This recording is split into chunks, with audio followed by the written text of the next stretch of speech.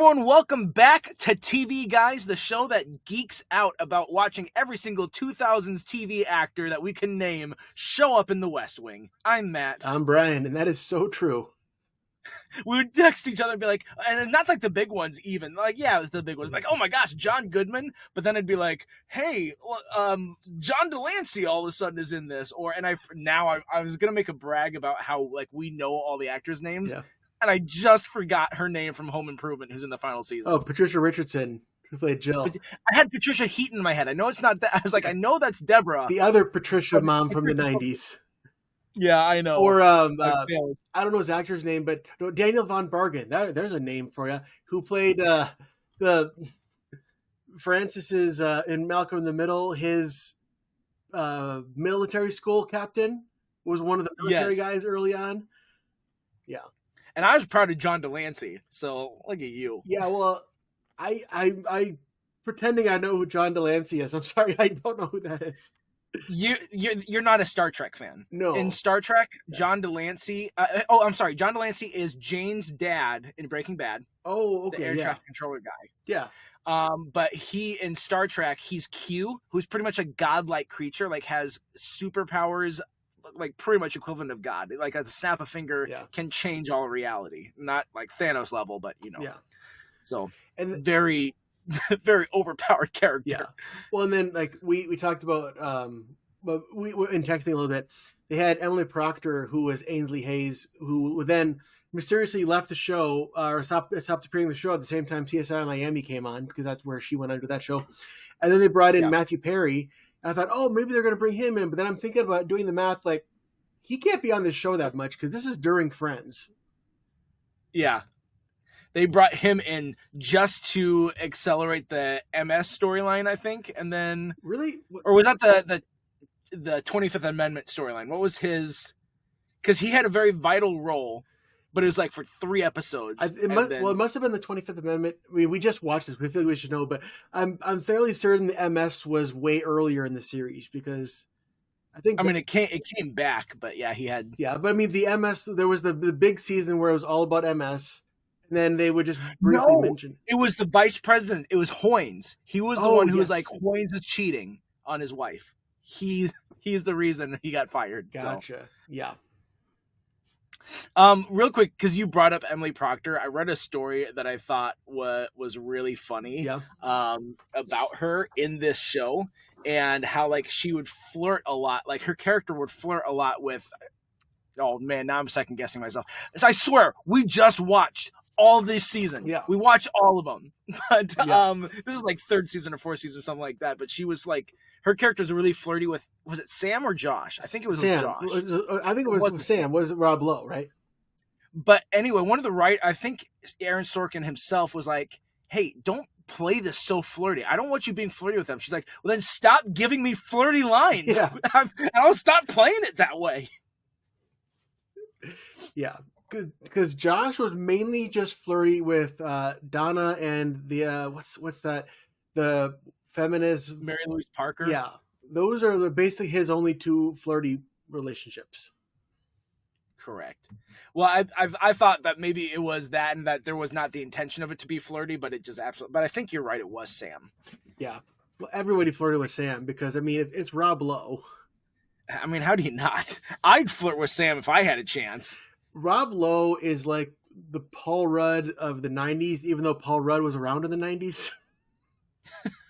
Rob Lowe is so good at being Paul Rudd. Paul Rudd didn't even stand a chance. Yeah.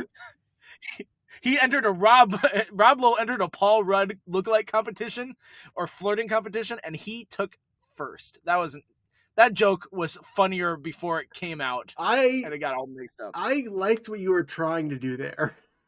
Thank you. And that, that's what they said to Paul Rudd in that competition too. Yeah. We like what you're trying, but Rob Lowe, he did it better. Yeah. All right. Well, hey, we have 7 seasons of West Wing to talk about. I just guessed because I couldn't remember exactly. You just finished it today, didn't you? Or yesterday? I did. I know. I just couldn't remember what number that was. So, Matt, real quick. So, going into West Wing, did you know, what if anything did you know about the show? Not much. I just knew. Okay, dumbest thing that like I knew, and it's just such a small thing because like I was in middle school when this show started. Yeah. And I remember one of my teachers talking about this show and said, this is the first primetime show that is featuring a major role for a deaf character. Okay. And then I just had remembered that all my life for some reason that stuck in my craw. Like, oh, that's good for them. So that's one of the few things I knew about this show going in. Yeah. I knew two things, and I think they're both things you didn't know. I knew going in that that Rob Lowe was only in the first 4. I thought it might be 5. I knew he was going to leave at some point. And I also knew that John Spencer, who played Leo, was going to die in the last season. So I was waiting for that. So when they had not the fake out, because he actually died, when Leo had his heart attack, I was like, I didn't think this happened that soon. Then he recovered. I'm like, oh. And then he had a second heart attack, which they sadly had to write in. So I know that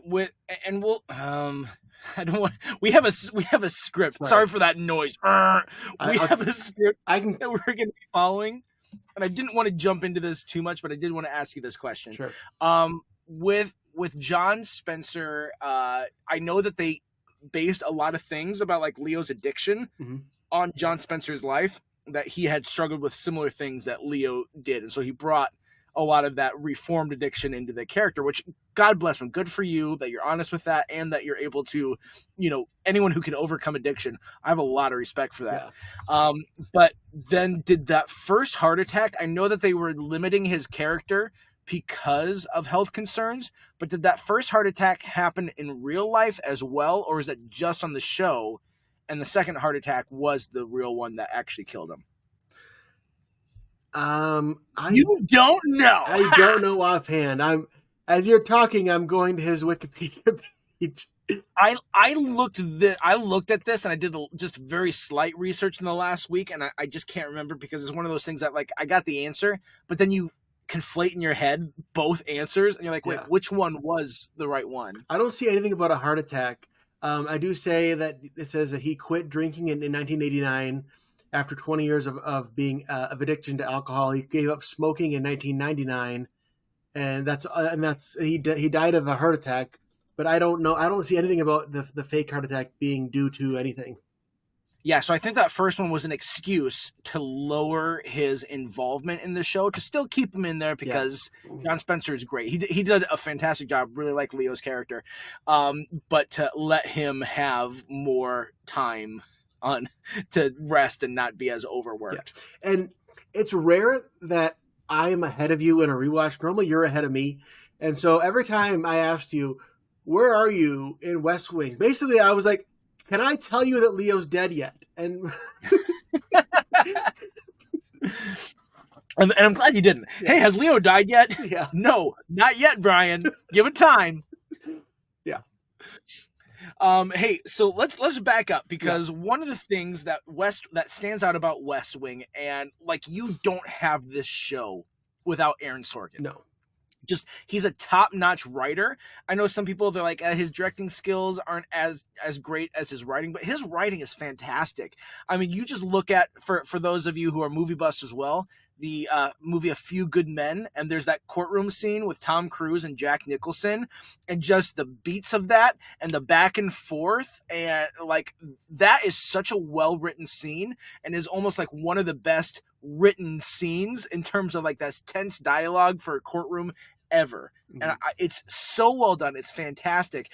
And so this guy has a really specific style, but it wasn't until watching The West Wing that I realized he's the male version of Amy Sherman Palladino. I've heard that comparison too. Yeah.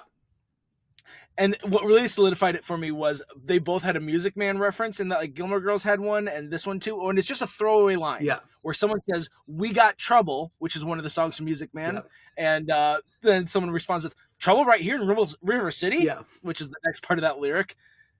And I'm like, "Yep, these guys, they're cut from the same cloth." I'm surprised that you remembered that Gilmore Girls reference, unless you looked it up.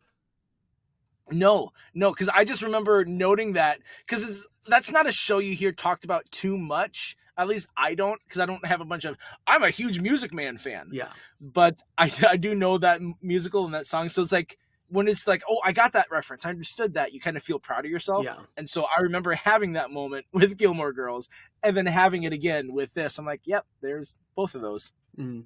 You know, I noticed that one too. That must have been early on, I think. Actually, I don't think it was too long ago. I think it was like the 5th or 6th season, because CJ says it, and I think she's chief of staff at the time she says it. Oh, that's right. Oh yeah.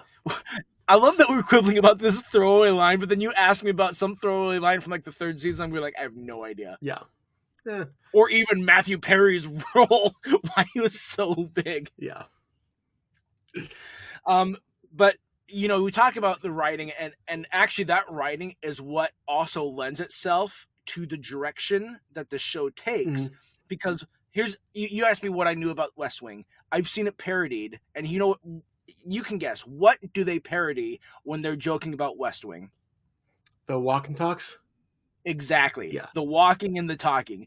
And because Sorkin writes such fast-paced dialogue, there was a point in that first episode when they didn't have that in the direction, and they're like, no, we need this scene needs more activity, because the writing doesn't reflect the blocking, or the blocking doesn't reflect the urgency of the writing. Yeah.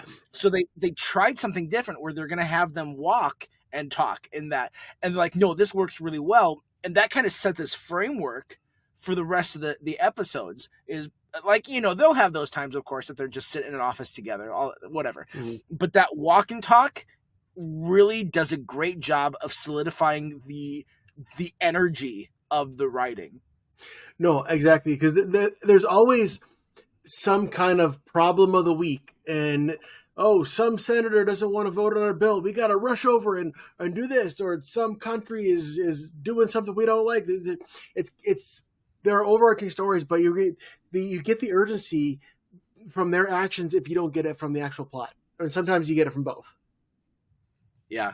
Did you recognize, because I know I recognized, did you recognize any like writing consistencies, like that this is a thing that Aaron Sorkin tends to do. He does this thing. Was there anything that like you wanted to highlight? Because I've got one or two things. There's like character things I noticed within this show, but I haven't seen enough Aaron Sorkin things to say, oh, that's a Sorkin thing, if that's what you're talking about. I haven't seen enough Aaron Sorkin to notice that.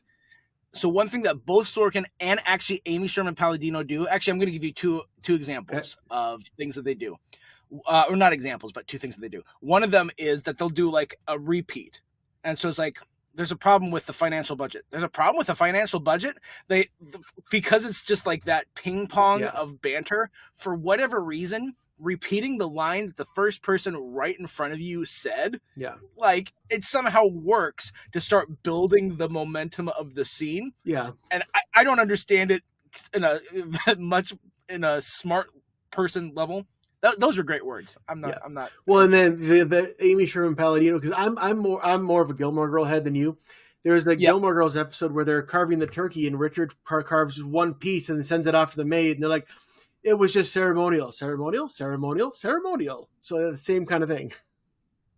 Exactly. And then that's kind of a silly thing. And so like they'll either do it to build the momentum, or sometimes that's the running gag. Yeah. Where they just keep coming back to this.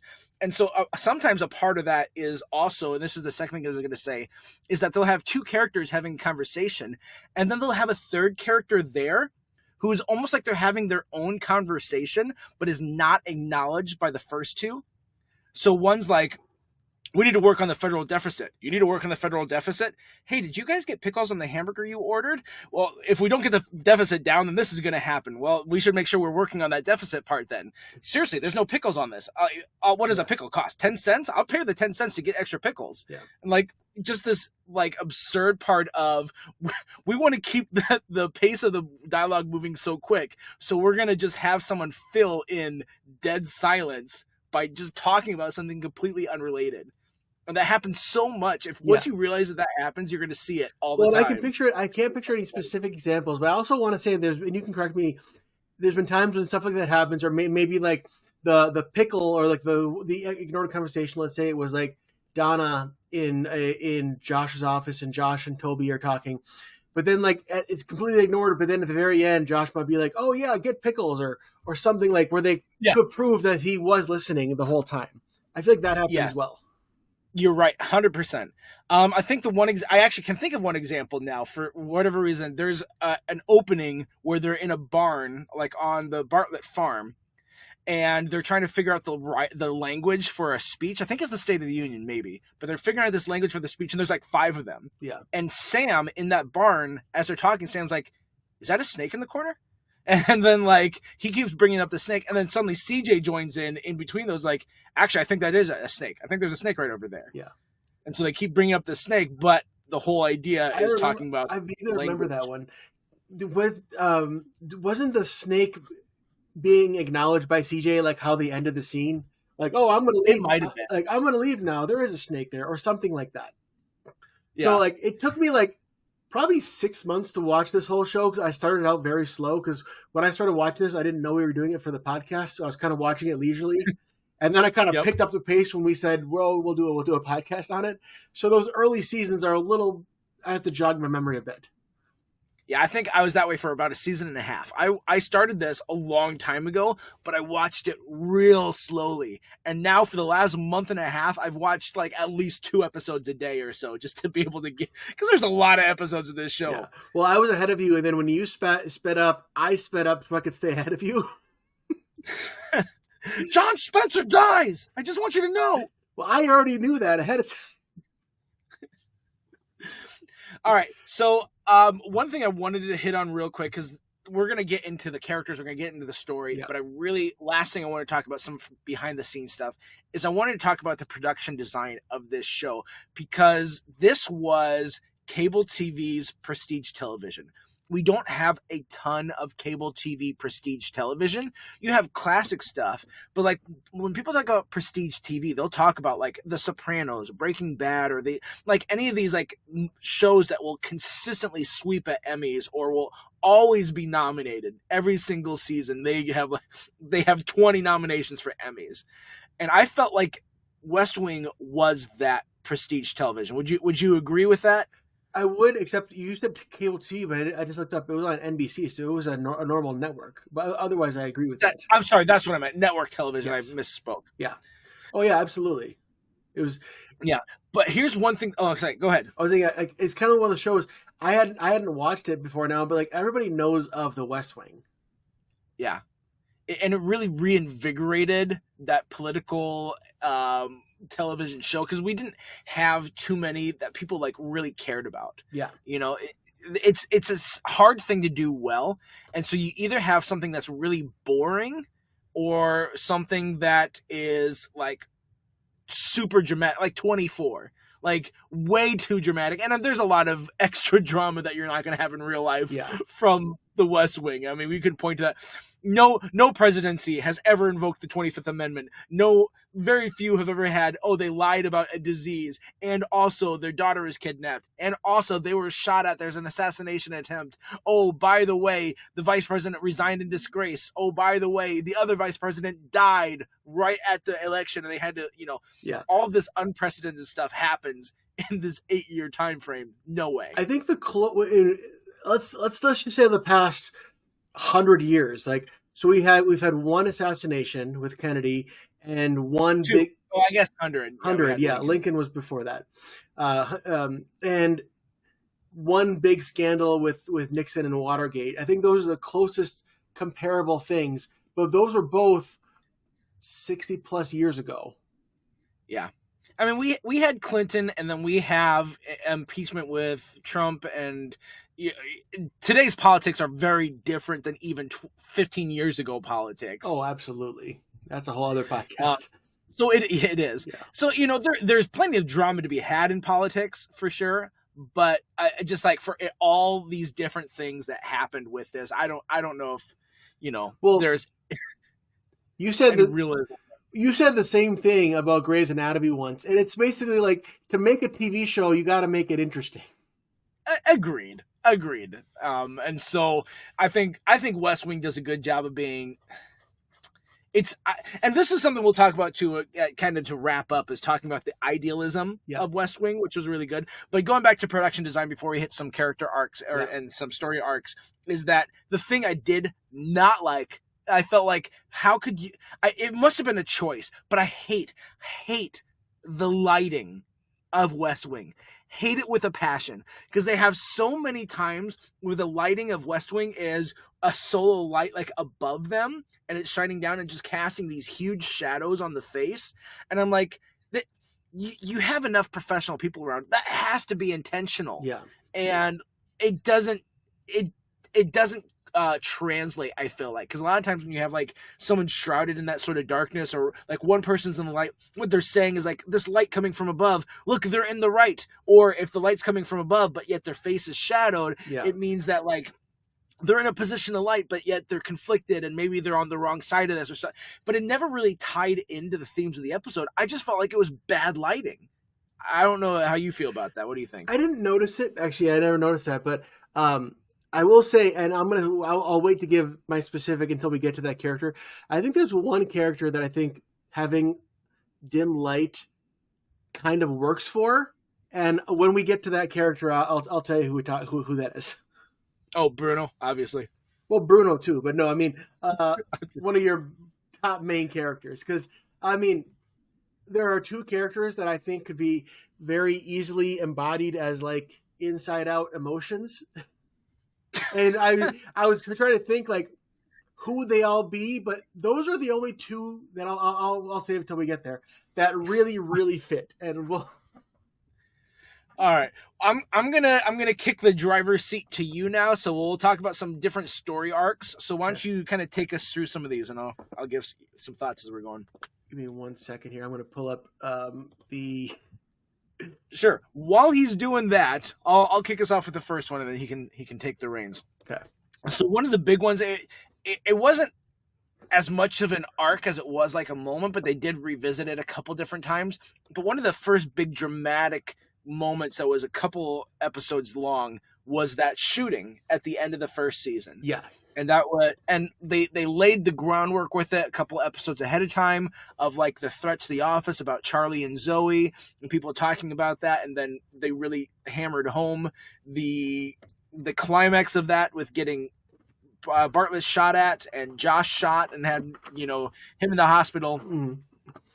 One thing I really liked about that arc actually comes this like a couple seasons later when he's dealing with his PTSD. Yeah. And he's sitting down with that with the attorney that they bring in to talk through, or not the attorney, but the counselor that they bring in to talk through the PTSD. I thought that was a really well done episode and a very realistic revisiting of that moment.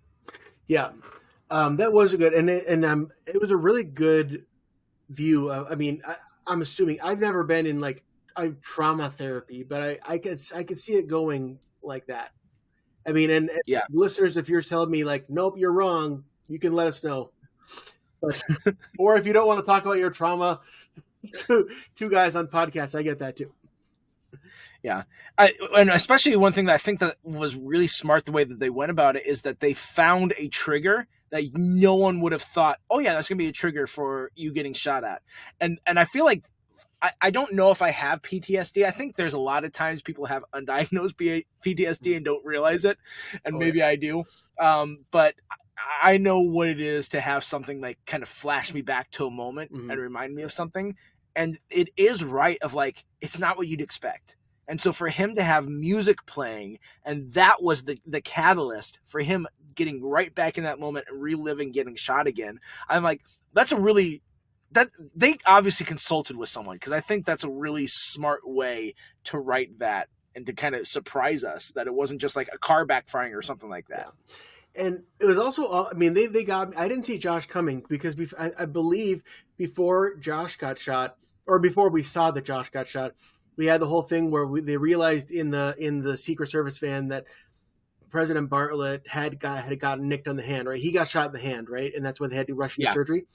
And that would have been enough stakes, and you knew that they weren't going to kill Bartlett. And I figured they weren't going to kill Josh either, but like to have the added thing, because Bartlett got shot in the hand. Josh almost died completely. Yep. Yeah. 2 shots in the hand is worth 1 in the Josh. I shouldn't have laughed at that. When I was saying that, like, Brian's going to laugh, but he's going to hate himself for laughing. Yep. 100%. But I do like that when when everyone's in the hospital waiting for them, they use that as the flashback to find out how everybody came to be on this team. Because one thing I liked, and in general terms, I like the earlier seasons more than the later seasons. There's a lot of good stuff in the later seasons too, but I liked that group of characters being on a team because like everybody, I mean, CJ, Josh, Toby, Sam, they all had like such loyalty to like Bartlett and Leo and that like, and I liked, it was basically sometimes like them against the world. And I kind of liked that. Yeah. Yeah. Okay. We're not going to be, as you've already gathered from a little bit of this, we're not going to get like political in this. But I have not held back that I tend to vote Republican. And yet this is a show that you watch like some of these Democrats, you're like, these guys, even though I disagree with their policies a number of times, I still have a lot of respect. If like this is who would be in the White House or this would be the people that are in charge and like that's what they're feeling. I'm like, there's some really good things that they're doing and some very respectful things that they're doing, even if sometimes it is a little bit like, we want this just to win. Like, yeah, that's everyone. But it's easy to respect when it's like, they show their thoughts behind it. Like all of them believe in what they're doing. And when someone really truly believes in what they're doing, even if you disagree with the core tenets of that, you can still, for the most part, appreciate and respect it. I think I agree with that too. And I lean more right, but I think I'm a further left than you are, but I'm not left, if that makes sense. Yeah. So I may agree with some more policies than you do, but I think I don't agree with all their policies. But exactly what you said. And you notice on both sides in this, everyone in this team, in this term, it's almost like, what is the big picture? Because it seems like all they're doing is we have to do this, otherwise we'll win the election. And once we win, we can do something. But once we win, we have to do this to win the next election. It's like, when are you actually governing ever? Yeah. And they talk about I think that. I think that's a really good critique of our modern politics, and something that Sorkin does get right is there's politics is all the little battles, and you're just trying to get all these little battles, and sure, you have this end goal, but because of the checks and balances that we have there and the two-party system, there is a lot of status quo. And I think that's what initially drew a lot of people to Trump when he first ran, is he was not a status quo guy. And so they're like, well, I've had this status quo for a long time. Let's see what this guy does. And like it or hate it, he still is not a status quo guy. So yeah, that's true. I don't have too much more to add, but that's as much as we'll say without getting into anything specific. I think we can all agree that that's true. Well, because also I am not informed enough to have a serious political battle. I will say that. Someone writes us and we're like, all right, sure, I guess. There's a reason this is an entertainment podcast and not a political podcast. We're on Crossfire here. All right. So I think the next, another big storyline, which we talked about briefly, is the MS, which we knew about earlier. It was kind of like milling in the background because we found out about it early on when he had that episode where he spilled. But then when it became public and it was the whole, everyone's getting subpoenaed, and it became, I want to say it was season 3. I think it was season 2 because it came to a head with 2. Well, okay, actually, it was 2 and 3 because 2 was just the staff themselves finding out about it. Like Toby's episode where he finds out and he's pretty much chastising Bartlett for like the entire episode. Yeah. That's like 3 or 4 before the end of season 2. Okay. Then everybody finds out, and then that's also a big part of his running election for the second term, was everyone saying and that's in season 3 is the second term election, but dealing with the fallout of, we did hide this, but we're being honest, and I'm also running. Yeah. And then it kind of just went away until, was it the last season or second to last season where he had fit on the plane where it flared up again? Yeah, second to last season.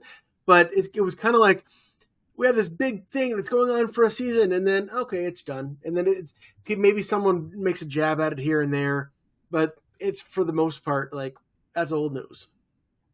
Yeah. But, I mean, I didn't feel like it was so unbelievable, because that is kind of how these diseases go. Like something that's being treated and in remission, you know it's there, and it's this ticking time bomb. Mm-hmm. But sometimes you have a period of time where it's just ticking and not going off. And so I felt like having a 2-year period where there wasn't a lot of flare up was just fine. Yeah, and I think it also I think it makes it more believable that people would just kind of temporarily forget about it if it's a body disease versus a mental disease.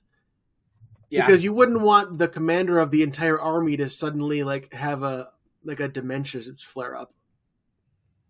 Yeah, I agree. But then also talking about this as well, like I feel like we can't really bring up this without talking about what a lot of people think is some of the best episodes of West Wing. And I've seen people talk about this when I was looking up different things. They talk about like this run at the end of season 2, like where the staff is finding out all the way to 2 cathedrals, which also includes, by the way, this is the period where Mrs. Landingham dies. Mm-hmm.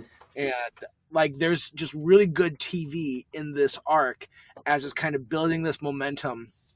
And I agree with that. I think it's really interesting to see how they're going to play this off. And Oliver Platt's character comes in, and then like really understanding the legal ramifications of what they were doing and how do they proceed with this. I thought like all of that ending in 2 cathedrals and like Martin Sheen's speech. Yeah. Not speech, but his prayer. Yeah. In that cathedral where he's kind of like blasting God. I thought that was like very realistic. Like even this guy who's such a devout believer, how many believers, they've had these moments where like, God, I don't understand this. And to the point of like, I'm mad at you. I don't think you took care of me in this. And then at the end, in the moment, he says, "You get Hoynes." I think basically saying like, "I'm not going to run again." But then he comes back later and decides to run again. But in that moment, he was so broken. He's like, I'm done. I don't care. And luckily he bounced back. But yeah. And I think we've had those moments where it's like, screw it. I don't have anything else in me. Yeah. And that's what makes it great, because it's relatable. Yeah. He carries, Bartlett is a great character, and you see him carrying so much, and you don't see him crack as much as maybe he should. You see him like get angry about things, and you see him like carry the weight of stuff, but he doesn't tend to break. But that was the closest we saw to him breaking until that MS flare up again towards the later seasons, and where he kind of gets more sidelined in the story. Yeah, because Bartlett, he likes to have the respect and admiration. That's why he loves to show off. Like, oh, I am super smart. I know all about the parks of the world. Like there's one episode he's like, I think it's to Sam. He's basically keeping Sam hostage, telling him about all the different national parks. He does stuff like that, and that's why the MS is such, because it's an embarrassment for him, because it shows him weaker, and he doesn't. Well, he wants to be seen as superior, like intellectually, even though he doesn't try to portray himself as being uppity and pretentious. He also wants people to know he's smart. Yeah. And I think that's part of it. I think he can hide behind the office of the presidency. Like the president should be this, and maybe like, I don't know if we've ever had as smart of a president as Bartlett is portrayed as, and I'm like, that's not a knock on anyone. Bartlett is like a genius, and the wealth of knowledge that he has is really fantastic. And it's very educated with genius though. Yeah. And so he's fun character to watch, but like hiding that behind the presidency. But really, let's be honest, he probably is a little insufferable of a person to like never want to be on the wrong side of something, or like not knowing something. He's always got to be the smartest guy in the room. Oh, yeah. He just doesn't, from what we see, tend to belittle people. But I think in real life, someone who has that sort of desire is the type that, like, if you're not the smartest person in the room, you are going to belittle the people that are there. But thankfully, he doesn't do that in the show. No, I think that'd be very unlikable. I think the closest you get, I think in that regard, he butts heads with Toby a little bit. Yeah. But I think that's the closest you get with that. Because their dynamic is interesting. It's very tense at times. Yeah. He does have those moments, but it's always a wink at the camera sort of moments where it's like, if he knows he's not the best, he covers it with a joke, and then he'll act like he is anyways. Like, even though I'm right, or even though I'm wrong, I'm actually right. I'm still the president, and you don't get to say this to the president, like that sort of thing. Mm-hmm. And they joke along, like, okay, yep, you're right. Yep. The next one we had in the line was Bartlett's reelection, which we already kind of talked about. Do you have anything else you have specific to say about the mid reelection term? No, but I will give you a preview of what we're going to talk about in 20 minutes. Is I think that the episode that starts off season 3, that kind of like is this pause for a second after season 2 and season 3 is a really unique episode, and so I'm excited to talk about it because it's like, I will let end of season 2. Am I going to run again? Pause. Season 3 starts. No mention of it. And then this episode 2 picks up right where season 2 left. What was that first episode? Was that like the documentary episode? No, that was Isaac and Ishmael, and we'll talk about that when we get to it. All right. And then you mentioned these aren't necessarily in specific order, but we have another kind of a trope that happens in a lot of these dramatic shows is someone gets kidnapped, and it's Zoe's kidnapping, which lasts it didn't last very long. Was it 3? Like 2 episodes. I want to say it was 3. Was it 3? No, or maybe 2. But I thought they found her by the episode 2 of it. Like at the end of the episode 2, they have her back. Because there's also the plot line during that of he gives power to John Goodman briefly, and then they're worried about, is he going to hijack the government while he's in power? And then really nothing came from that. Yeah, he puts the power in the hands of a Republican, James Sullivan. That was his name? No, that's his name from Monsters Inc. Because I was going to say, because I knew that. I'm like, did they really keep the name from... Democrat kids, look in your closets at night. You might have a Republican presidential candidate hiding in your closet. And out of all the John Goodman names, you picked... I mean, I would have gone Dan Connor, but I mean, out of all the John Goodman names, you go with James Sullivan? Hey, I've got kids. Excuse me. I think Monsters, Inc. might be the best movie he's in. And he has some really great movies. I will say it is near the top of my Pixar rankings if we ever did those. Yeah. The original, not University. Yeah. Okay, we'll stay on track. Yes. University I've come around a little bit more on. I do like the theming of it, but I think it's not... There's something missing that Inc. had. Yeah. Good writing is what was missing. Anyways. Excuse you. Earlier, I texted Matt, I'm going to try to stay on track. I said, quote, try. So going back to Zoe's kidnapping, you know what would be funny is if like the biggest reaction we have of people on this episode would be the little moment we had of talking about Monsters Inc. versus Monsters University. Like, this is the thing I have to weigh in, but like nothing about West Wing. Like, I don't really care about that show, but Monsters Inc. it's important to me. Well, I'll just give you a preview. If you want people to really have a strong opinion on something that Matt said briefly in a podcast, stay tuned for our next episode. There is we have a guest who's coming who has some words for Matt. I'll leave it at that. Is it just like a one sentence I said and they're like, why would you ever think this? Basically, yeah. Great. Perfect. I'll be like, I don't even remember saying that. This will be my perfect way to do a spin as my own little West Wing press secretary. Yeah. I wasn't going to tell you, but I won't tell you what it's about, but we'll get there. But yeah, so Zoe's kidnapping. That's kind of like the very first like couple episodes we had. I said something about, I think it was Criminal Minds. Mm-hmm. Have you never seen it? Oh, and, I remember that. Yeah. Your wife at the time like leaves a voicemail for me like, I can't believe Matt has never seen this, and like is going on and on. I'm like, I'm sorry, I have not seen every single TV show there is. My bad. And I remember my quote. I said, when my wife's mad at me, that's no good. But when my wife's mad at Matt, that's delightful. It's delightful.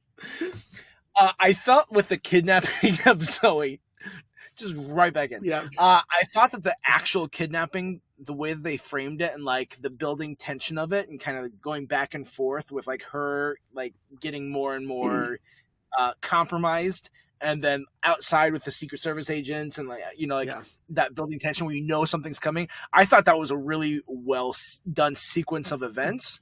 I didn't think the overall arc was all that great. It didn't really end up with too interesting of stuff, but I thought that the way that they handled the actual kidnapping was really good. I thought the kidnapping was going to be a red herring. I thought it was going to be all this building, this tension. They're going to rush in. Where's Zoe? And then she'd be like, "Oh, I'm here at the bar," or something like that. Where like, or I mean, perfect Elizabeth Moss impersonation. Yep. Just call me the. We turned her into a handmaiden. Yeah. Wait, was she on that show? She was. She's the main person in Handmaid's Tale. Well, shows you how much I know about Handmaid's Tale. She's also in Mad Men. Oh, I think I knew that. Oh yeah, I knew she was in that. But like I thought it was just going to be like not a joke, but like a red herring. We all thought something big was going to happen, and then it didn't. But then it actually did happen. And then the security guard or the Secret Service agent who they were saying was so great ends up being killed. It just adds more to the tension. Yeah, she did. That one Secret Service agent did die, and it was very tense. Much like the Secret Service agent who died, who was played by Mark Harmon. Oh, that's right. I had forgotten about that. Yeah. That was an interesting little arc. It was like an almost love interest for CJ, and then he gets killed buying flowers for her. All right, I know we don't have this on our script. Yeah. And we're going off script for a second. That's fine. What was the death that you didn't like the most? Like, not that you didn't like, but it was like the saddest in this show. Because we had a couple. I think one, just because I really didn't see it coming, and he was a recurring character who we grew to love. John Amos's character, Fitz Wallace. I was going to say Fitz Wallace too. Look at that. Because he was a really good guy, a really good character, like a level-headed advisor. And then they had the whole thing about like, is Don? I mean, again, like, I feel like this is the show that's not going to kill a main character unless they had to, like with Leo. But I had a feeling Donna wasn't going to die. But like the next best thing to build the tension is to like the next biggest character after Donna was Fitz Wallace. Yeah. And to have to agreed. I felt like that more than I'm so sorry for all you Mrs. Landingham stands. She's a great character. Yeah. Really liked her demeanor. But I felt the same way about Fitz Wallace. Mm-hmm. Although Mrs. Landingham would probably be number 2. Yeah. I don't know why it didn't feel like them not showing it. It felt like it lost its impact for me. I don't know why. It was like, because they've not shown deaths before and been like, by the way, this person died. But it felt like just there's this dissonance, like, no, she didn't really die. Oh. And obviously she didn't. The actress didn't. No, I mean, well, she died years later after that. She is moved on now, but during the show, no, she didn't. Yeah. Yeah. I thought for a second there, you were talking about Fitz Wallace, though, because even for him, we didn't see him die, did we? We saw the explosion, but we didn't specifically see him die. True. I don't know why the Landingham death didn't land for me as much as it did. I wish I had better. Well, maybe it would be better content to be able to say this is why. Well, maybe it did at the time, and then maybe that probably was the biggest death until Fitz Wallace happened. Yeah. All right. So this isn't a specific incident, but just in general, international relations, kind of as a whole. Because that's something that's constantly happening with like the Middle East, and I think there were a couple times they made up fake countries to not like make fun, to not like bash real countries. The whole storyline where they had this secret plot to kill the dictator of that country, and then they tried to make it real hush hush. Was that a fake country? I want to say that was a fake country. I can't remember. I don't remember. Kazakhstan, that they talked about a lot in the last season, is a real country. That's true, and yeah. But there's like how many stands are there over in Asia and Western Europe? Just like Uzbekistan, Azerbaijan, like all these different like countries are like I can't point them out on a map, but they're there. When I took geography in college, I could have been much more help, but that was a few years ago. So that's all gone. Yep. This is the one thing that you wanted to talk about, the international relations, that I didn't have as much to say on, because I those sorts of storylines didn't mean as much to me, because you care about the characters. Yeah. You don't always care so much about the politics unless they can somehow really bring it home to affect you. And I don't know if they ever did that with some of their international relations. But one of the international relations that they had that affected characters that I liked was the ambassador to Britain, Lord Marbury. Yeah. Oh, yep. And his relation with Leo. And what did he call Leo? Gerald, that's right.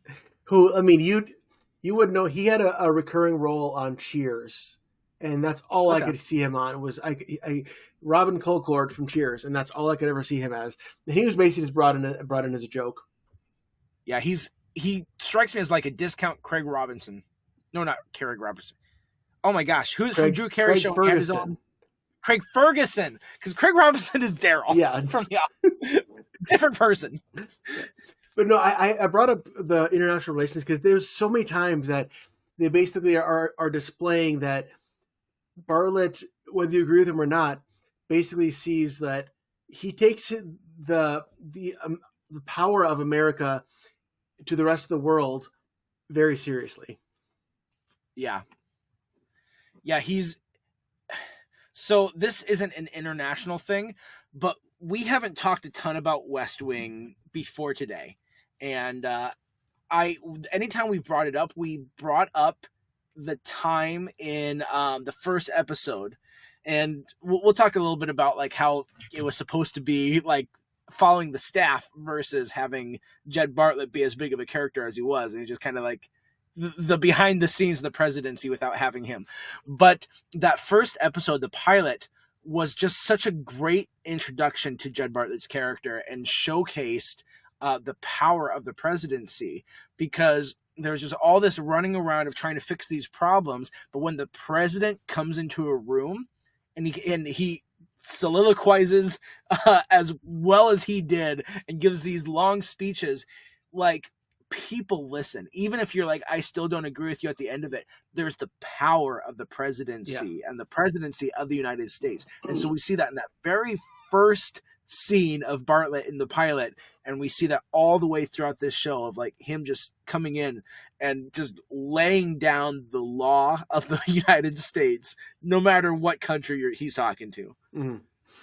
At one point, he's like hashing out, I think it was like Russia and China, you're yelling at each other on the phone. He's like, hey, do you have a daughter? Okay, can you guys just not kill each other for half an hour so I can walk her down the aisle? Okay, good. Be right back. It's like, he's on the phone with presidents of countries.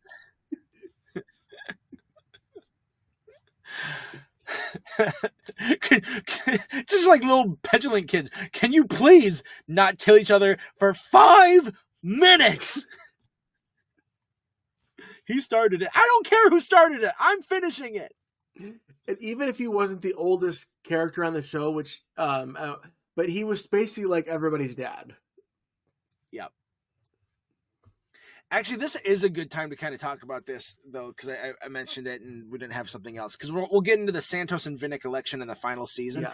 The final season is what felt like what they were trying to do with the original intention of the show, because the original intention of the show had Rob Lowe be the protagonist. It was the Rob Lowe show, and things are going to focus around Sam, and that's why he was so highly credited. Because if you look at the credits, Rob Lowe is first billing, and then everything else is alphabetical order until Martin Sheen at the end. It's Martin Sheen. Yep. Exactly.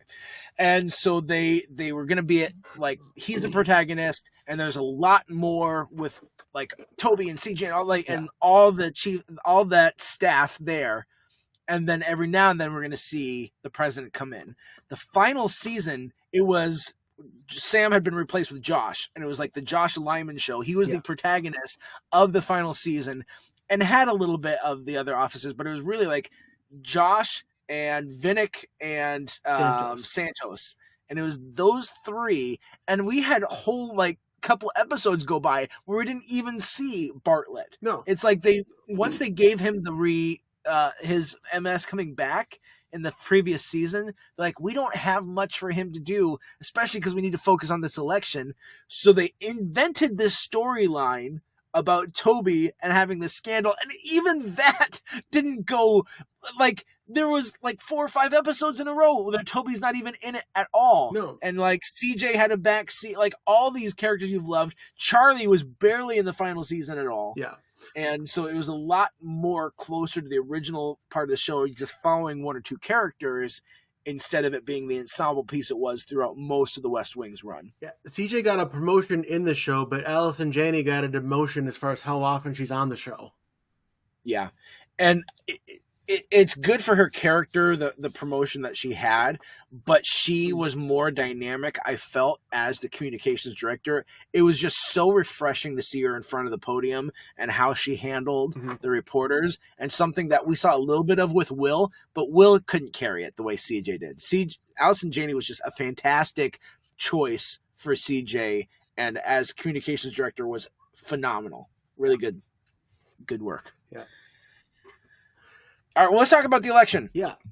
So not 2024, this one. Yes. Or 2028, or whatever the most recent election is, depending on when you're listening to this. Hey, 3 years from now. I've listened to our episodes that we recorded during the 2020 election. So look at you. Yeah. Hey, this is as good a time as any to say Happy 4th of July. We had actually planned for this episode because we were like, we should do a West Wing episode at some point. And then I think I was like, we should do it around the presidential time. I was like, maybe February, President's Day. And it was like, no, that's too soon. We can't do that. Yeah. But 4th of July, we can make that happen. So we've been gearing up for months to give you the best 4th of July with us talking about West Wing ever. You're welcome, America. Yep. Literally for months, because I was watching West Wing before Christmas. Yeah, seriously. The election was interesting because we're put in a position to want Santos to win because he's the main character, but they also show so much strategy behind Vinick as well. And sometimes it's like you're realizing this could kind of go either way. I could see, like, I didn't know for sure it was going to be like Santos is going to win right away because Bartlett's term is over no matter what, and the show is ending. So it was kind of an interesting showing both sides, kind of a not being a completely one-sided election. Yeah, exactly. And you could see, and okay, so my complaint, and again, I know it's a show. I know we have to suspend our disbelief. But seeing a Democrat win Texas and a Republican win California, I'm like, no, I'm sorry.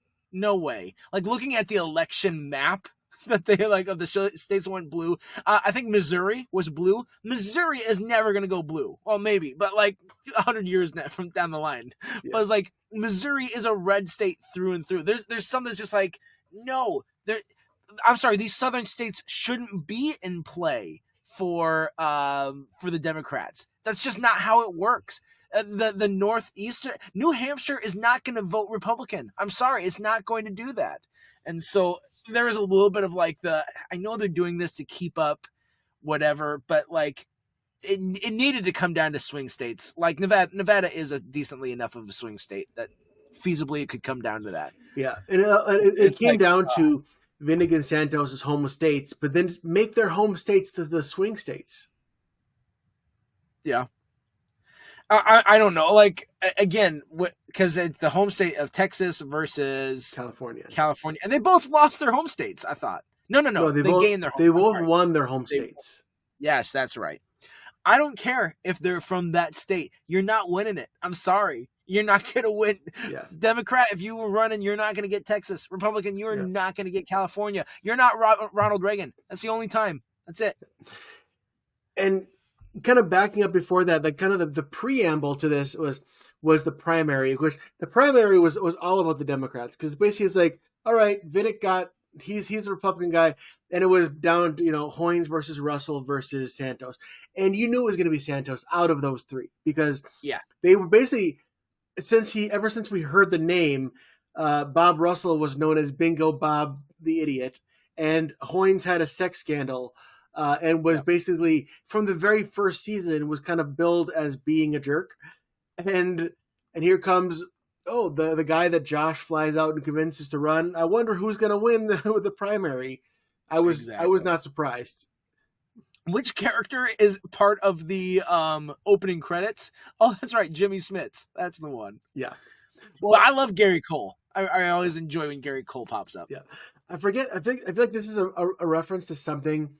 I don't remember what it was, but it's kind of like a meta joke where it's like when you're on like some crazy boat adventure and you realize none of the main characters are in your boat.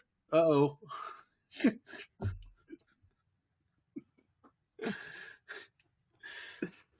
Even though they had Will and Donna on Russell's team, but even then. They did. Yeah. They did. No, I thought that the election was interesting, but it was, again, at the expense of anything else in the West Wing. And I think that they just realized they had to pivot into that to make sure to give it the proper airtime.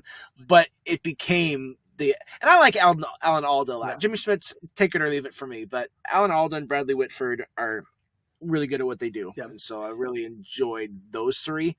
Well, but you lost all the greatness of everyone else.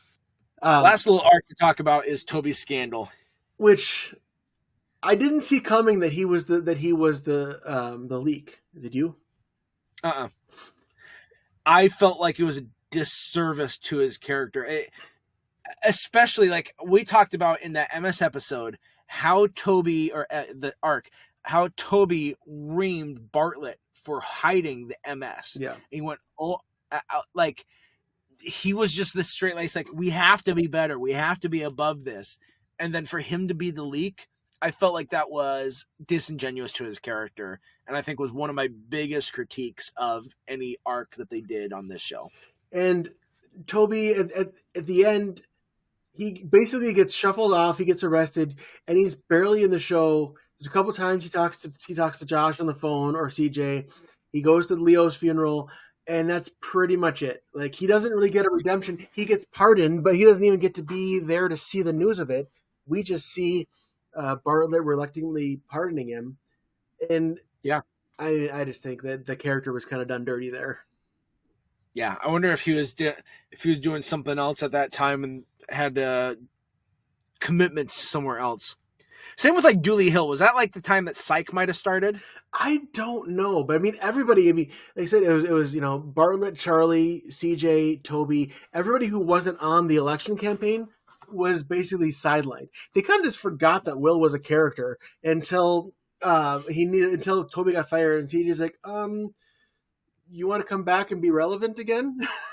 Would I? So I feel like they didn't need to write that in if that was the reason. Speaking of characters, and I could talk more about Will, but speaking of characters, and we'll get to Will because I felt like he was boring. But one of the biggest characters, of course, let's just each character here is Jed Bartlett. He is like the heart, even though he's not the top billing.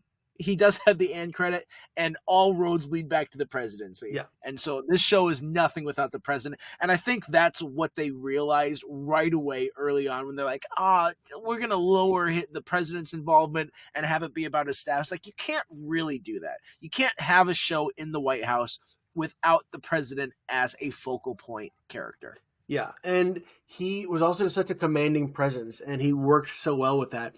With his intelligence and with the respect he got, like in this early episode.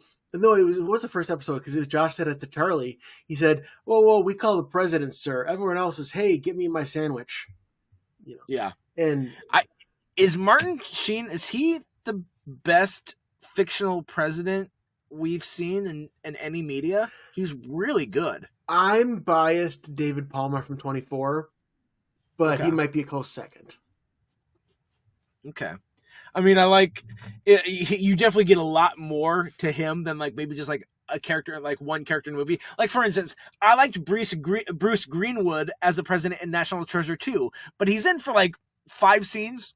You can't really compare that to the thousands of lines that Martin Sheen has. So yeah, and he didn't get the seriousness either, because the whole thing he got was, hey, you want to jump in this tunnel? Cool.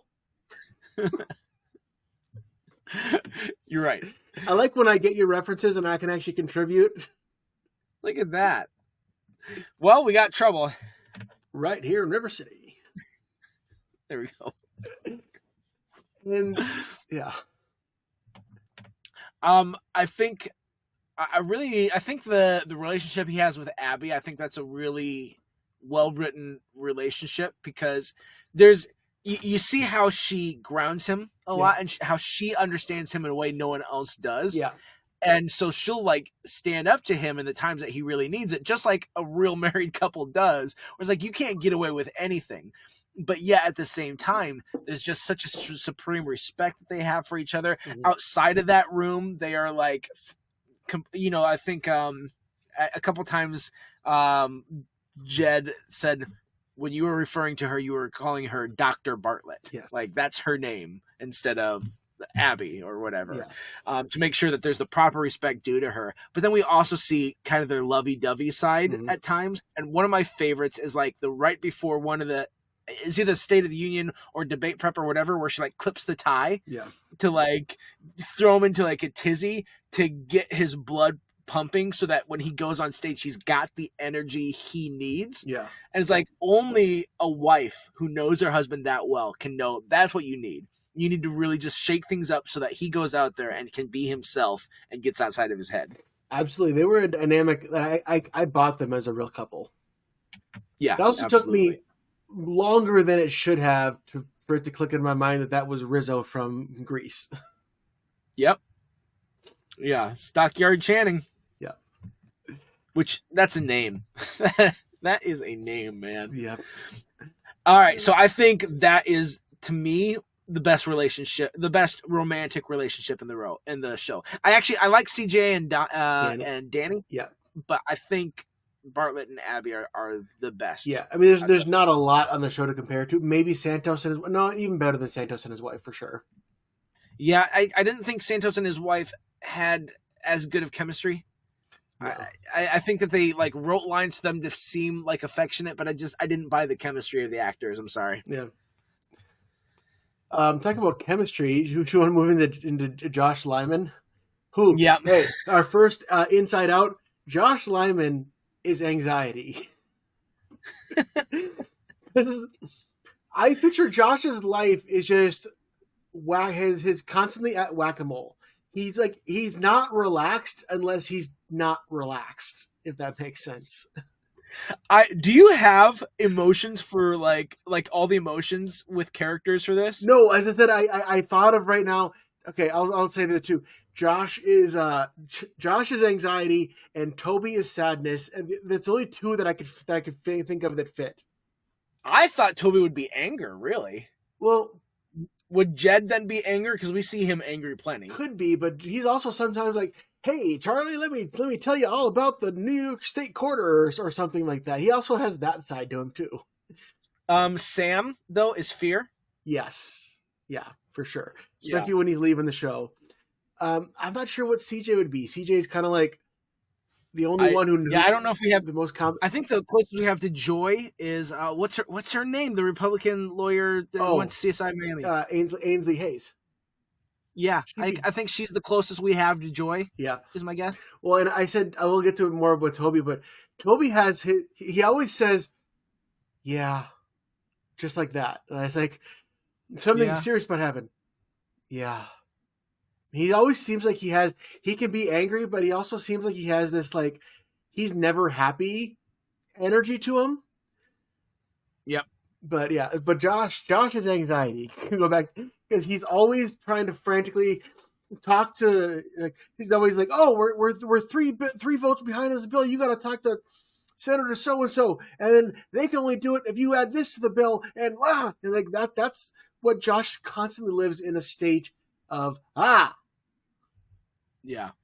And Josh is such a dynamic character, and a big part of that is Bradley Whitford is a powerhouse actor. He's a very underrated actor. I think he's gotten more appreciation over the years, but he thrives with Sorkin's dialogue. Just really top notch. Like one of the best actors for Sorkin dialogue is Bradley Whitford. Well, there's a reason that when everyone else took a back seat in the final season, he was still around the whole time. And the fact that also, okay, so it's hard to compartmentalize this, but Rob Lowe was supposed to be the lead, and Sam's character was supposed to be the lead, and Sam was not that dynamic of a character. Nothing wrong with Rob Lowe. I mean, we saw how Rob Lowe coming to Parks and Rec was the shot in the arm it needed, and was a fantastic addition. Yeah. Rob Lowe is really good at what he does, but Sam's character is not as dynamic as Josh was, and I think everyone saw that, including Sorkin, and said, no, Josh took that primary role, and he got storylines that were originally intended for Sam. I think so. And so he became a lot more of the main focal point, even though it still wasn't an ensemble.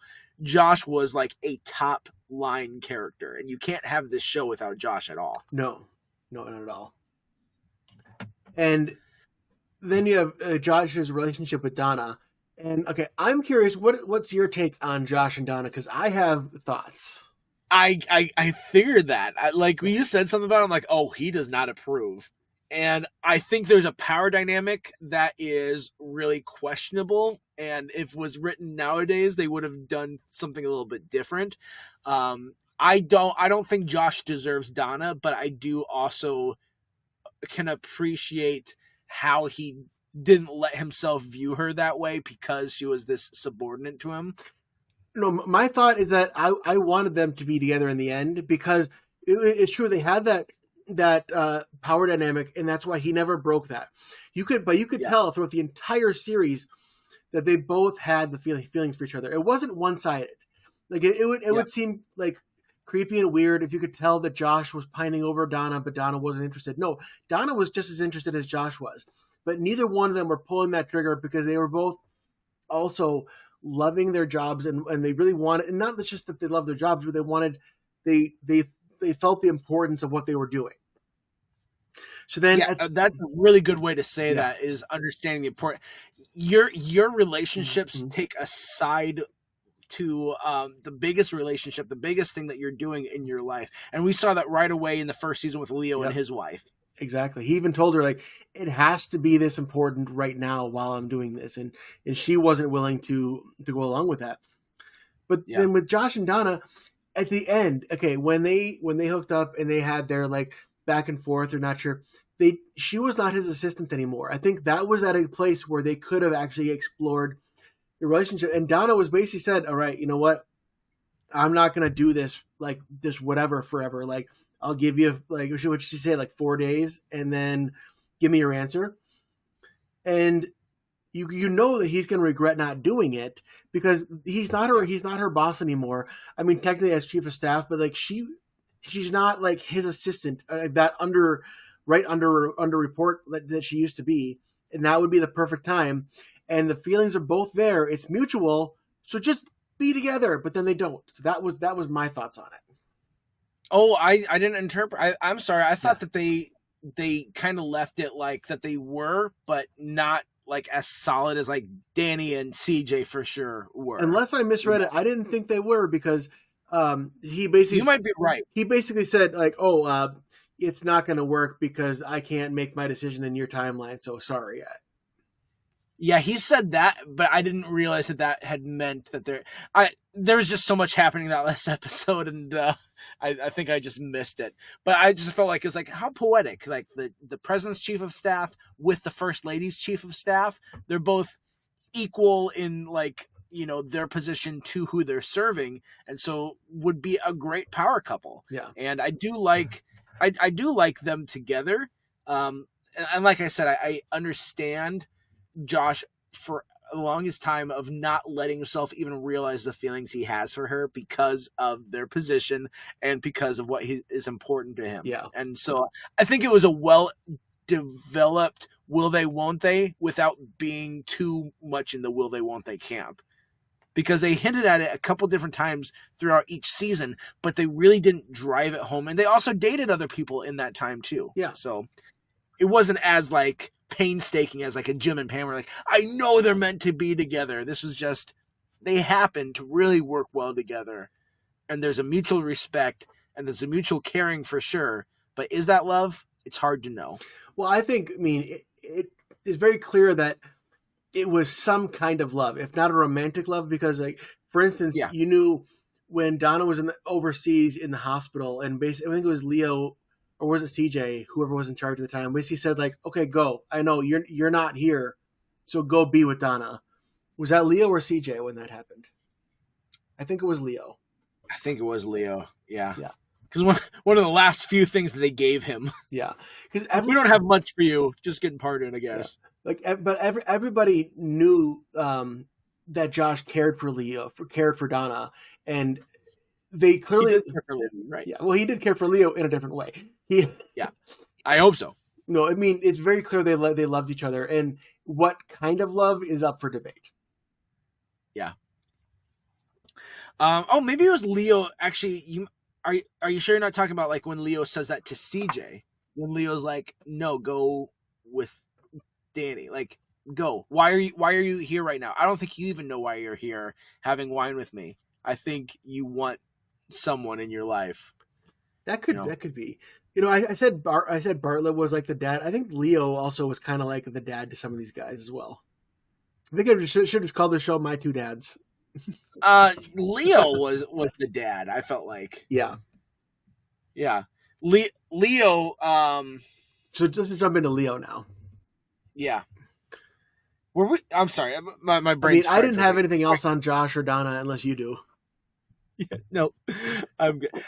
Were we just talking about Leo, or you were saying Leo had said, "Hey, go be with them," right? I think so. Yes.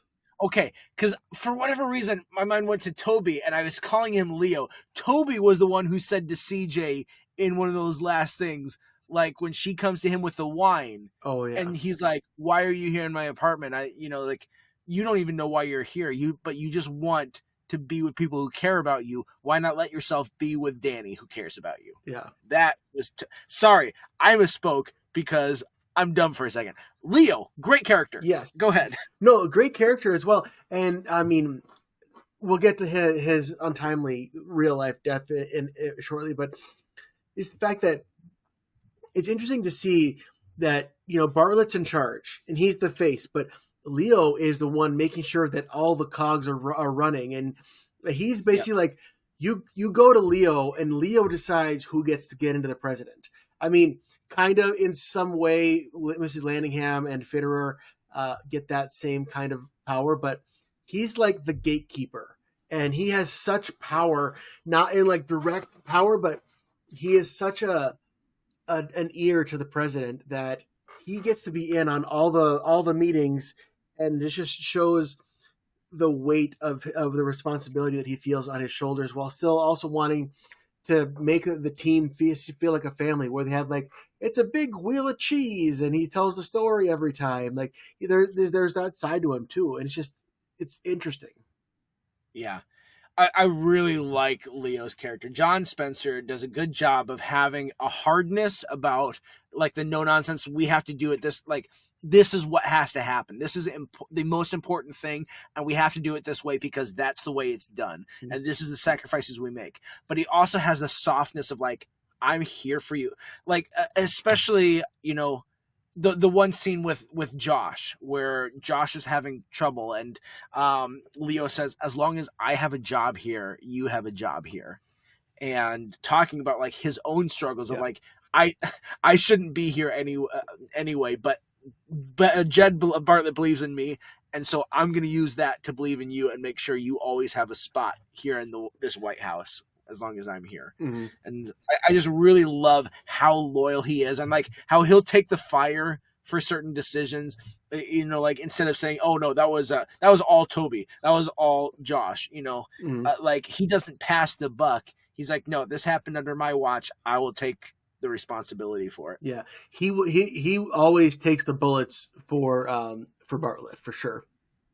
Yep. I mean, for everybody else too, but he'll give the credit, but he'll take the blame. And you realize, you talked about Leo being the dad. You realize the parallel we saw in the flashback, the bittersweet. Bartlett gets elected on election night. Josh's dad dies. Santos gets elected on election night. Josh's other dad, Leo, dies. Oh yeah. I did not even think about that. I had forgotten that his dad died that first election night. Yeah, and it's just I love the bit at the end where his daughter gives Bartlett the Bartlett for America napkin, and even midway through the series, he talks with Toby and he's like, "All right, you and me right now, we just formed the committee to reelect the president." Yeah, we talked about how Abby reins in Jed a lot. Yeah. I'm sorry, Leo does it probably more so.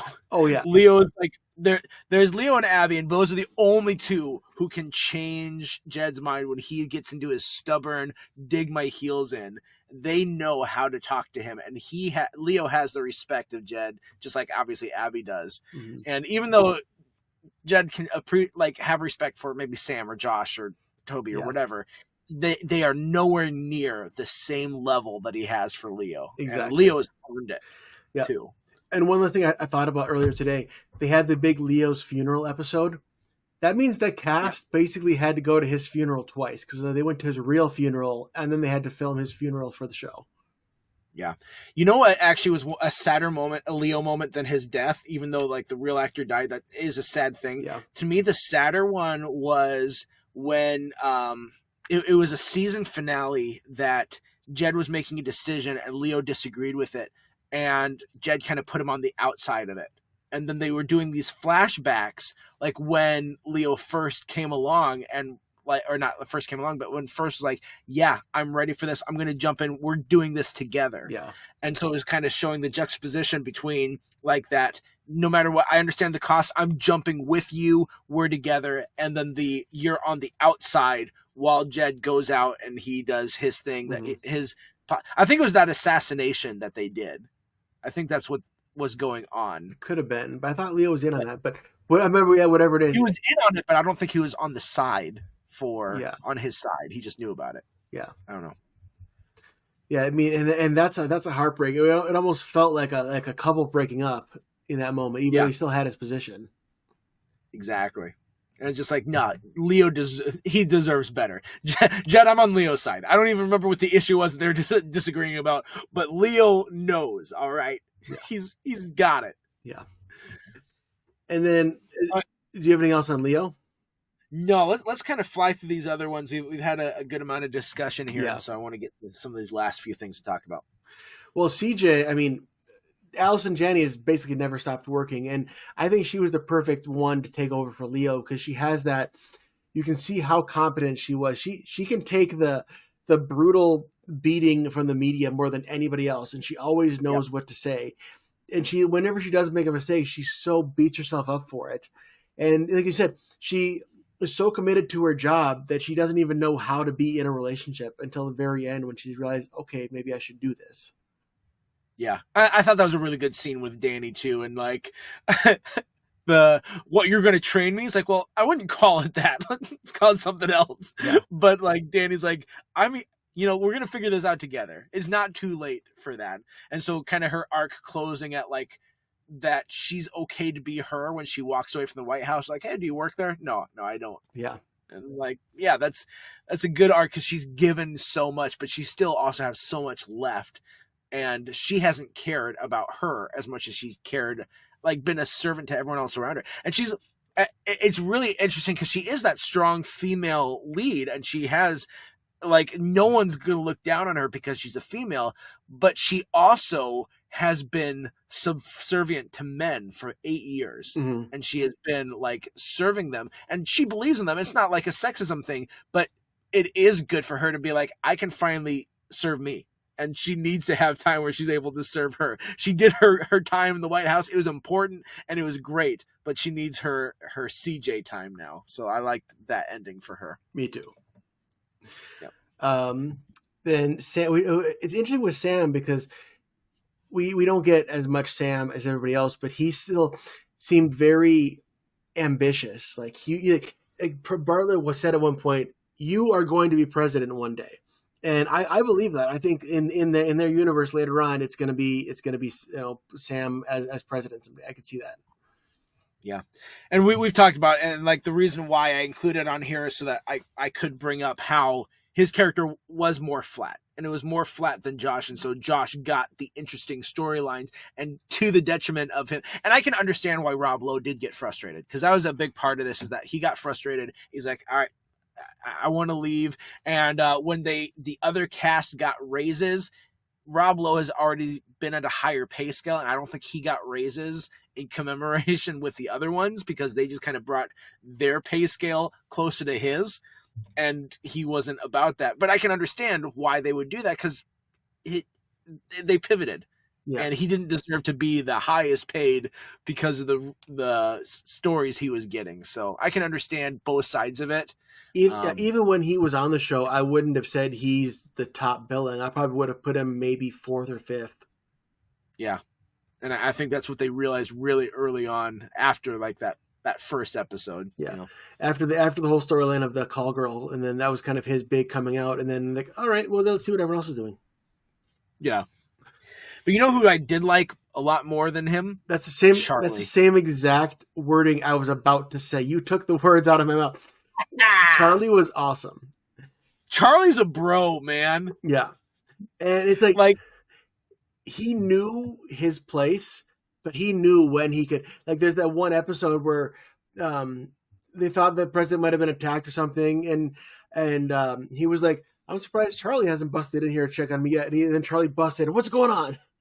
Because he will break protocol to protect the president, but that's the only reason. Please don't write us angry letters just because the white guy Brian said that Charlie the black man knew his place. All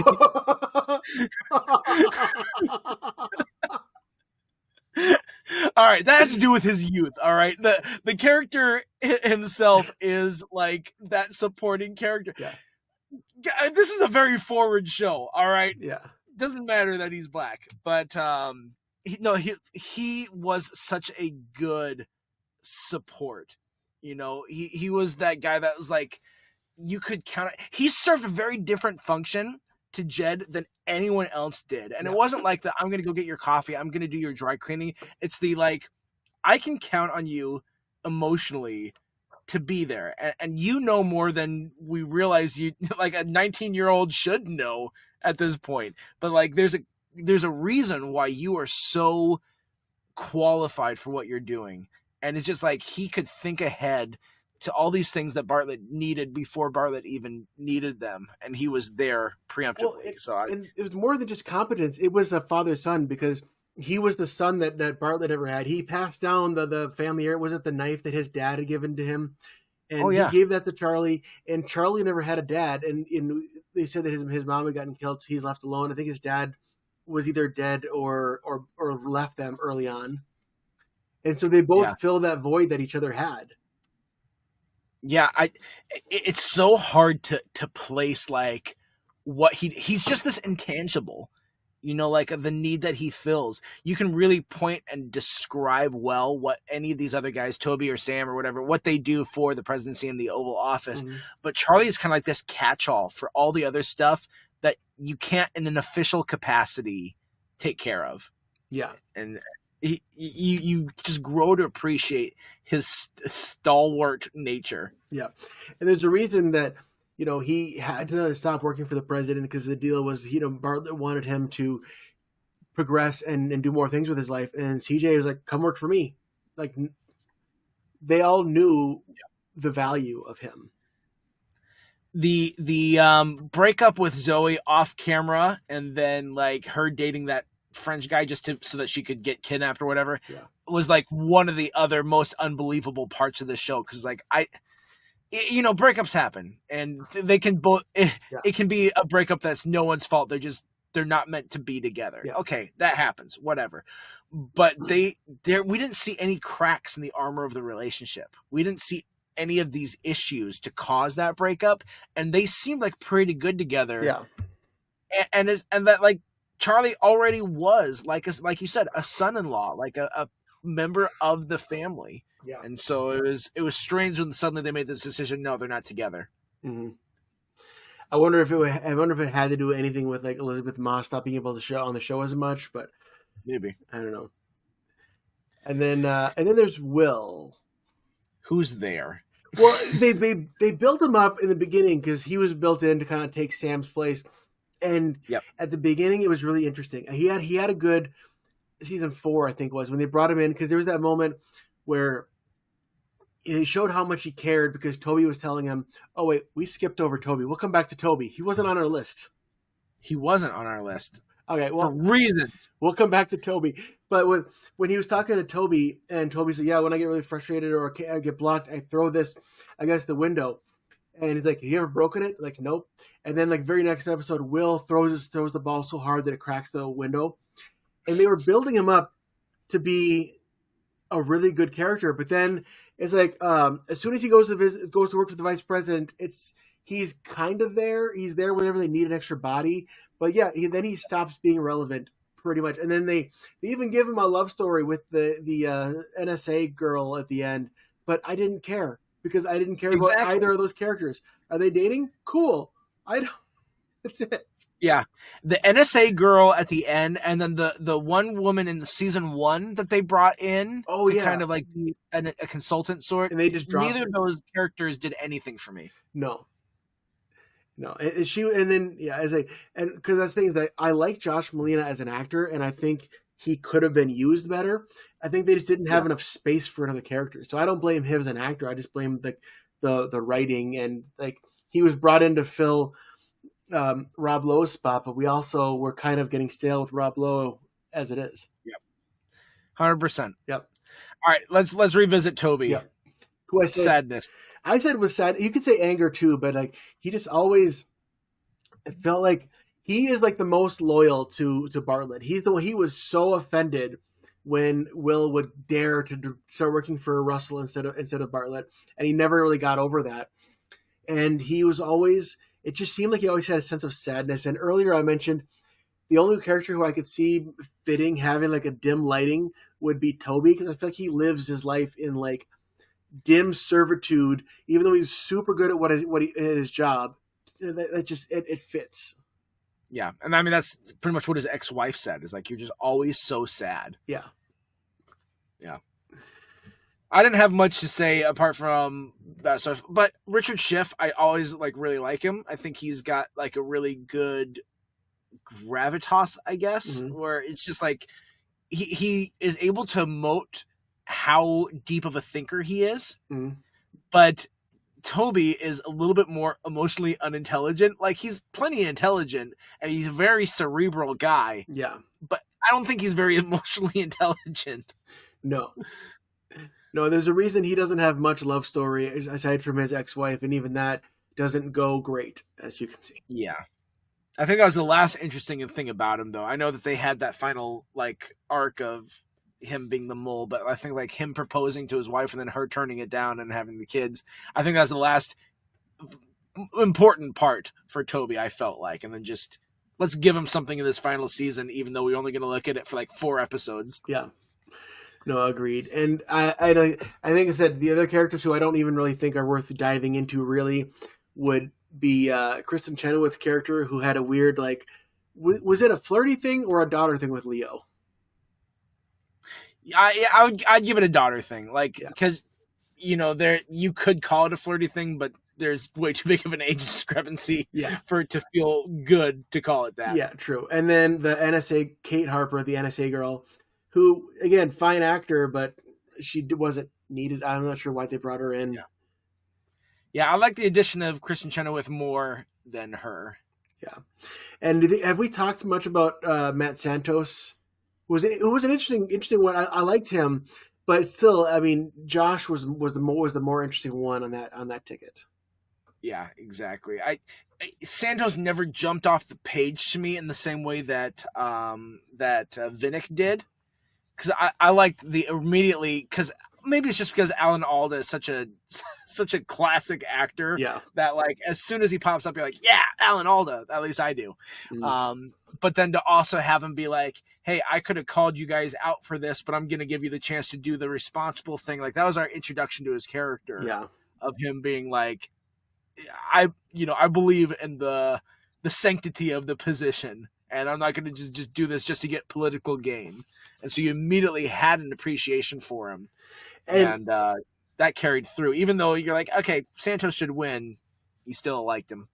And then to make him the Secretary of State that he made him? Yep. I thought they were actually going to make him vice president. I could see that, but can you imagine Trump making Biden his Secretary of State or vice versa? No. And that was the other thing, is like, yeah, it's a TV show. This would never happen. No, I'm so sorry. Like, and especially because I thought they were going to make him the vice president. I'm like, no, we haven't done that since Thomas Jefferson. No. Your running mate or the guy you ran against is your vice president. We're not doing that anymore. I mean, you go back, 15, 20 years, the opposing candidates were more cordial for each other back then than they are now. But still, they're not at the point of like a Republican making a Democrat that high a position or vice versa. No. And maybe we should do it that way. Maybe we should have a little bit more. But, we already have talked about how hard it is to get things accomplished in politics with the two-party system we have as is. Yeah. And so putting different members of the parties on cabinet would be a problem, I think. Yeah. But. So that kind of wraps up our characters. Yeah. The only thing I was going to say about this next section where I was going to talk about like real world politics, I wasn't really going to talk too much about politics, but just to kind of bring up the same thing that we've harped on of like this show is a fantasy. Yeah. Like it's a political show, but really the way that they treat everything is the idealized version of how politics should be. And I kind of felt a little bit like that if you ever watched Designated Survivor before it went to Netflix. Kiefer Sutherland's character in that was that same way. It was like, this is how politics should be. And I fully agree. Like, I think our democracy is, and then the way that we have our constitutional republic set up is smart and wise. And it has its flaws for sure. And the biggest flaw being a two-party system instead of having like 3 or 4 or 5 parties that maybe we should have. Yeah. But there should be this ability to reach across the aisle. And instead of the jockeying for position and the lining your pockets and all this sort of stuff, you do things for the good of the people and the good of the voters and the taxpayers and not for the good of your own misdeeds, Yeah. So it's sad in some ways to watch this show because of that. Agreed. And it's these are people so much bipartisan politics, like with Ainsley Hayes being a Republican or Matthew Perry's character being a Republican working in the Democrat. You said it's just, I can't imagine it being in real life. Or Matt Santos being pro-life and Vinnick being pro-choice. Yeah. All that sort of stuff. Yeah. Yeah. But it's kind of related, kind of not. So they reference real presidents. They reference presidents as recent as Clinton in the show. The election years of the show don't line up exactly with our election years, but the closest approximation would be that Bartlett took the place of George W. Bush, kind of in timeline wise. And I think I've mentioned this in previous podcasts, and I was going to mention this earlier. It has to be a world where 9/11 never happened because it would not get mentioned. Yeah. Well, funny that you mentioned that because I wanted to talk about 2 episodes of this show that stood out. One of them is an episode called Isaac and Ishmael. So we're talking about how season 2 ended on that cliffhanger of, are you going to run again, Bartlett, even though you have the MS? What's going to happen? And then he doesn't answer the question. It fades to black. Okay, we have the summer. We come back season 3. We're going to get an answer to the question, even though, let's be honest, we all know what the answer is going to be. Season 3 starts. Instead, we have this pocket episode called Isaac and Ishmael. Nothing is even referenced about his press release that he was going to do. Yeah. Do you know why we had this episode and then episode 2 was talking about like going back to everything, the whole storyline? Was that because of 9/11? It was because of 9/11. And this episode is actually, I believe, is considered non-canon because Leo in this episode kind of showcases a little bit of stereotyping and racism towards a Middle Eastern character in that episode. And like, okay, Leo wouldn't actually do this. So this episode is actually non-canon. But this episode, so September 11th, 2001, happened. This episode was written immediately after and was filmed within like the course of like 10 days. It was the fastest turnaround for writing, filming, and post-production of a TV show ever. And so they actually had to push the premiere of The West Wing back a week because like I can't have it ready in that time that it would premiere, but we need to have a discussion about this. Mm-hmm. So they had an episode about terrorism and Islams and all that as they're talking to these kids. And it kind of does, like, the reactions to this episode, people are talking about, it does come off a little preachy, but you can understand why. Is the like we're addressing a real life issue, and we're going to use these characters to immediately talk about the response and to kind of talk through these emotions that we're feeling. This came out in the same month as the September 11th attacks. And so it was an episode I wanted to talk about because I don't think we've ever had an episode like that turn around as fast as it did. What was the plot of the episode again? Or jog my memory. So that was the episode where they had a bunch of students visiting the White House, and then like there was a lockdown that happened.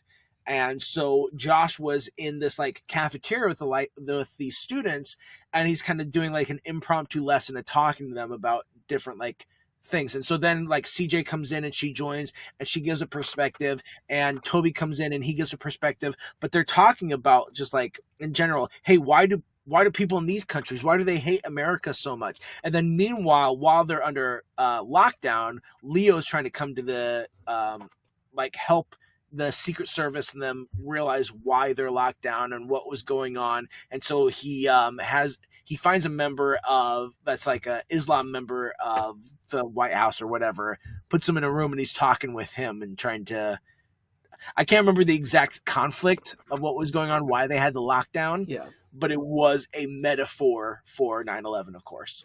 Was that the one that they said there were like shots at the? Yeah, I think there was like shots at the building or something. That might have been that one. But yeah, there was that lockdown.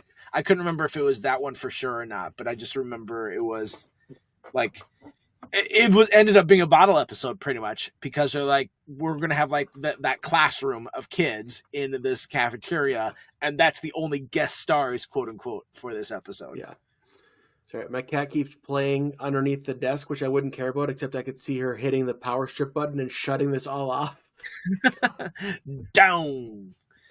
All right. Well, let's talk about the other episode too that we wanted to talk about. Unless you had some more to say about it. I know that was one you didn't remember or think about too much. That's why I don't have much to say about it, because I didn't go back and watch that one. But yeah, I haven't rewatched it since I originally watched it. But I remember watching. I'm like, we need to when we talk about this, we need to talk about this episode because it's a time capsule episode. Yeah. Oh, for sure. Hearing it, I'll probably go back and rewatch it soon after this. The debate episode in the final season, which I was watching it and I was like, there's something a little different about this. I looked on IMDb. This was actually filmed live, and they actually did two different versions, one for the East Coast and one for the West Coast versions. I mean, as if like maybe except for the beginning parts where it was behind the scenes, but the debate part was broadcast live. So it means there was no like flubbing your lines or something, or else they just had to go with it. And I think the one which they picked the better one to be broadcast in the line for us to watch now. But imagine, I mean, Alan Alda and Jimmy Smits, they're probably first time they've done a full hour-long episode of a show scripted on the fly like that. Like, there's no stopping. Oh, sorry, cut. I messed up my line. Like, props to them for that. Yeah, they're treating it like a play. They went back to their theater training, and they're talking about how they viewed it in that regard. And so they had some rehearsals, and they worked through it, and they obviously learned their lines. But there was a lot of improvisation in it as well. Mm-hmm. They had their lines of things that they were going to say, but they're like, we also want you to try and just react the way that you were. And so we actually even see a little bit of like the awkward technical parts, like when Jimmy steps outside and then like he's not getting picked up on the mic, is like, oh, I need to get the mic, and like grabs the mic and talk. I was like, it felt very realistic because that's how a realistic debate would go. Mm-hmm. It's not going to be perfect, and you're going to maybe make a misstep. And so it was. You're right. I loved that swing that they took. I think it worked out. Yeah. And I wonder what would have happened if it just completely bombed. Like, would they have just like redone it, scripted, and like, okay, never. One of the producers said, like, if that happened, it's going to be good television. Yeah, it'll still be really interesting. My only thing when they were doing this, like, and talking about it later, is like, so obviously they must have had people in the audience that had lines and ready to yell at those lines, because there's a couple times people from the audience yell, yeah, and then they respond to those lines, and I'm like, that was the only part that would like kind of took me out of it for just a moment. yeah. But it was a very authentic method of doing this episode. And I wonder, I want to look up who was the moderator, because I heard they had some auditions and they were reviewing who would be, because that's another person who would have to be able to do this on the fly, and they wanted. I think it's a real person in the political world. Yeah. The moderator was Forrest Sawyer. Okay, he played himself. Yeah, I knew it was something like that. Yeah, and so what I really liked Alan Alda later talking about this, and he's like, I really wanted to beat Jimmy. Like, he treated it as the competition. He's like, I really want to give my all to this debate. And you saw that kind of come through. He does a really good job. Yeah. And he's able to, like, you know, he's on the defensive at one point, but like he kind of ends it with this really strong statement and is able to be like, yeah, he's super presidential. Good job on the debate. Alan Alda's a fan. Both of them did a good job. Oh, absolutely, yeah. And then so Matt, I told you about it. Did you end up watching it? It's on HBO Max as a special. It's called a West Wing special, The Benefit to When We All Vote. I ran out of time to watch it. So it's based, and because it's funny, it's like a reunion. It's 20 years later. So you want to see all these actors 20 years later, literally on a stage. I forget what stage it was. And so reuniting the episode Hartsfield Landing. So they got Martin Sheen, Rob Lowe, Dule Hill, Allison Janney, Richard Schiff, Bradley Whitford, and Janelle Maloney, along with guest appearance speakers Elizabeth Moss, Samuel L. Jackson, Michelle Obama, Marlee Matlin, Lin-Manuel Miranda, Emily Proctor, and Bill Clinton. That is a cast list. That is quite the cast list. I was reading it off of there, but it was aligned with the 2020 election, and I mean, there's no shock who they wanted you to vote for, but in like when they went to act breaks, they would have like people saying, you know what, you should really go out and vote. This is what's important. And I love how they used Dule Hill twice. They used him and Elizabeth Moss to be like, hey, we were the young people 20 years ago, so young people vote. And later on, they had him with Samuel L. Jackson. They're like, hey, we're the black people vote. And if that is not indicative of modern politics, I don't know what is. I mean, you could see it was a little bit preachy, and you can see what they're doing, but it's still fun to see them. And obviously, they had interesting move. They had Sterling K. Brown play Leo in this episode. I was gonna make my joke about like a meme I saw of like Republicans versus Democrats, where it's like the people are like, please, Republicans, please help us. They say no. Democrats, please help us. No. Well, if you couldn't tell, I don't know why I never watched the show. I was delighted by the show. I mean, it won't be for a while because I just finished it, but I can see myself going through a rewatch of this again at some point. Yeah, it was good. It's going to be one of those shows that'll be nice to have in the background because it's just so dialogue heavy and able to kind of be a comfort show in the background. But that's it. That's West Wing. We haven't done this show up until now, so we had a long episode because there's a lot of TV to get through with this. Yes, there is. Let's jump into trivia, though. Brian, you take it away. So last week we talked about Survivor 6, The Amazon. And I think I said I forget how we worded the question, but I think we said, who did Jenna Maraska date from Survivor? Who was the winner of Survivor Season 6? And it was actually Ethan, the winner from Survivor Season 3. They are not currently married, but for a little while they were. Survivors 3 and 6, the winners got married. Look at that. Survivor, bringing people together. All right. But briefly, not keeping them together. No, I mean, this isn't Biggest Loser. I mean, except for Rob and Amber, they did keep them together, but yes. Look at that. Yeah.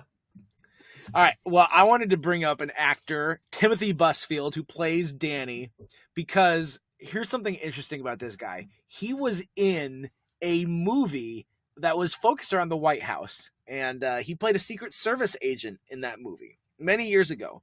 So, what movie did Timothy Busfield play a Secret Service agent in? And I'm once you hear the answer to that, or if you know the answer, you'll be like, "That's a movie I haven't thought about in some time." And just to be clear, he played Danny Kincannon, because we didn't talk about him as much because he's not a main character, who was a reporter and love interest for CJ. Oh, one last thing I thought that was really interesting. So the beginning of the last season, the first season started with a flash forward of them in the future, and they're dedicating the Bartlett Library. Yep. And in that scene, Leo was not there because they wanted to build up the suspense of Josh comes in and says the president's here, but we don't know who the president is yet. Uh-huh. That was filmed when John Spencer was still alive. So interesting, it worked out that Leo wasn't there because if they could have put him in that scene and then be like, oh crap, he's alive in the future. They Photoshop him out. Yeah. But no, it had already aired. It aired before he died. Yeah. Yep. So. Well, thanks for interrupting my flow because we're leaving. We're done. No. All right, make sure you're here next week. We're going to revisit Better Call Saul, the episode Chicanery. And so we're going to watch that and give our thoughts on it and remind one of the best episodes of Better Call Saul. There's a couple top-notch ones. I think that might be my favorite one. So until next time, I'm Matt. I'm Brian. And we're reminding you to stay tuned and keep watching.